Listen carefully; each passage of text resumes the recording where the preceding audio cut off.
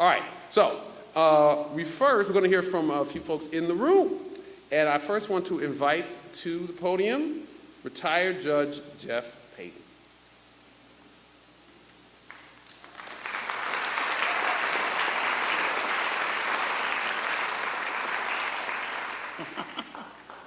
Doug, how you doing?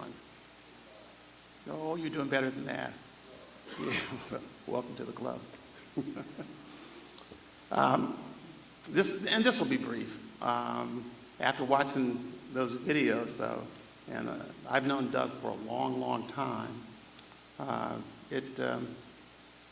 there's a side of him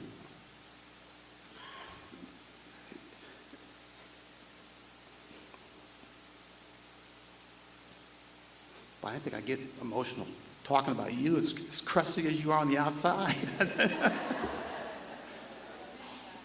but there's a side of him that most of you in here know, and a lot of people don't know, but once you get to know him, I think you fully understand that he lets you in just a little bit. Okay. I grew up in Mansfield, went to the Mansfield Public Schools, and the reason that's important, I graduated from Malabar in '64, is that back then the kids in the Mansfield Public Schools didn't really mix with the kids at Madison. I mean, you knew them, but you just didn't mix. And younger kids didn't mix with older kids.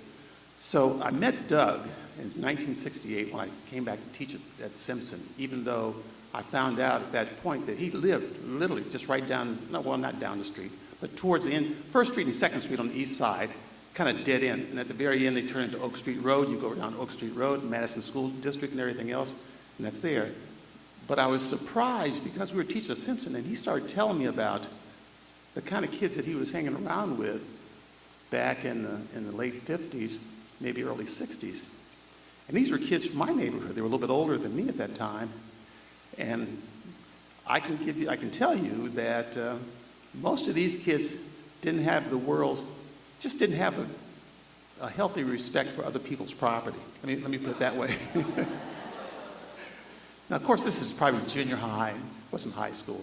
So I was really surprised. There's Doug teaching, and we talk about these kids, and I don't want to mention any names because I'm not sure if we have relatives in here or not, but you started mentioning 2 or 3 of those names. I thought, whoa.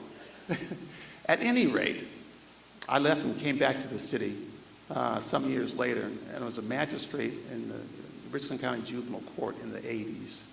And obviously reacquainted myself with Doug again, but in a different way.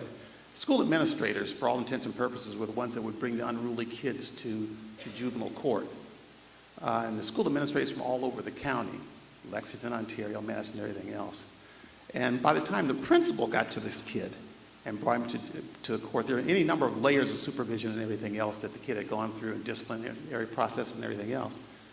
Doug was consistent every time in demonstrating what he had done, what the school had done, and what he was doing to help this kid. And I was amazed because, you didn't know this, Doug, but I would hear from these other principals. A teacher might come to them and they say, well, Johnny's in trouble. No, I'm not going to use Johnny. Mary's in trouble. Let's do it this way. Mary's in trouble, and there's nothing I can do with her. And eventually they bring her to juvenile court.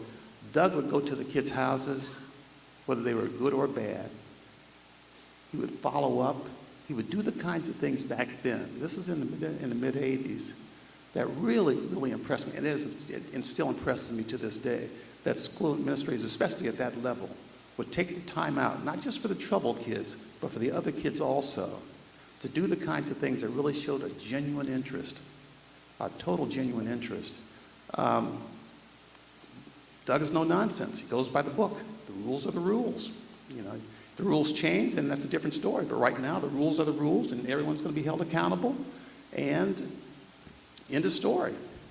You see him the next day, the rules are the rules. Everyone's going to be held accountable, and that's the end of story. He was consistent then. He's consistent now. I guess that's what I really wanted to bring out. It's going to be brought out over and over and over again. Certainly stubborn, but just consistent with the way he applied his morals and the doctrine to everyday life, and what he expected out of a relationship and what he expected out of you.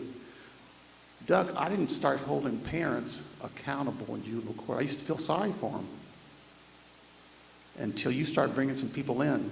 And I can tell you, seriously, that there came a time, I had a window on the side of the court, and when I looked out that window, for whatever reasons, I had people tell me later on, uh-oh, here it comes, here it comes. But it was your philosophy. You're going to be held accountable. That's your child. You're going to be held accountable. You can't just drop that child off, and we're going to hold the child accountable also. That caused me, even later on in life, to hold parents and adults accountable for what they were really responsible for. Lastly, and he's that way still. You're that way still. Lastly, at least in the judicial field only, or in the legal field only, being a Supreme Court justice in your state, and obviously the Supreme Court of Ohio, is probably the highest thing you can do. I mean, it really truly is. So among judges, that's a big deal. I mean, it's not, I know it's not a big deal here, but it's a big, big deal. Well, in the 90s, I don't know if I've ever mentioned this to you, I was at a conference. It's like a 2-day conference, 3-day conference at the end of the first day. And these were all Supreme Court judges, for the most part, and appellate judges, and we were talking about jury stuff. And I was just in awe just to be there. But at the smoker, or whatever they do at the end of these sessions, we were sitting around, and the one guy is a Supreme Court justice from the state of Mississippi. And I don't know if I ever mentioned this to you or not, Doug. But we were just talking back and forth, and he was kind of about my age. And after you've had a couple of alcoholic beverages, you'd be surprised how many things you can say or do that you don't remember the next day. But we were just talking about, just in general, small college life, and you know how you prepare for something on Monday after you've had a real tough weekend, and really small college life. And he said, he's in Mississippi now, and we were in New York at the conference. He said, I went to a little small school in Ohio down the river. I said, really? I said, where? He said, Marietta. I said, really? So I asked him about a student that went to school with me who probably didn't do a whole lot of drinking and carousing or anything else. I said, do you know that person? He said, no. Then I thought, I said, do you know Doug Castle? His eyes lit up. He went back. I said, yes, I knew Doug. I mean, he really spoke highly of you even then. Now, he didn't mention, and I should have asked, were there some things you guys used to do back then? I needed something to hold over you. Were there some things you guys used to do back then? And he didn't mention that, and I didn't ask. But the impression that I got when he was in undergraduate school was that he probably knew where the only bar in Marietta was, more than likely. But when I mentioned your name, he just, and to be that far along in the whole process, to be from another state altogether, I mean, I was just impressed. I was just impressed with how you affect people, and how you will continue to affect people. And from one survivor to another, buddy, hang in there. Thank you.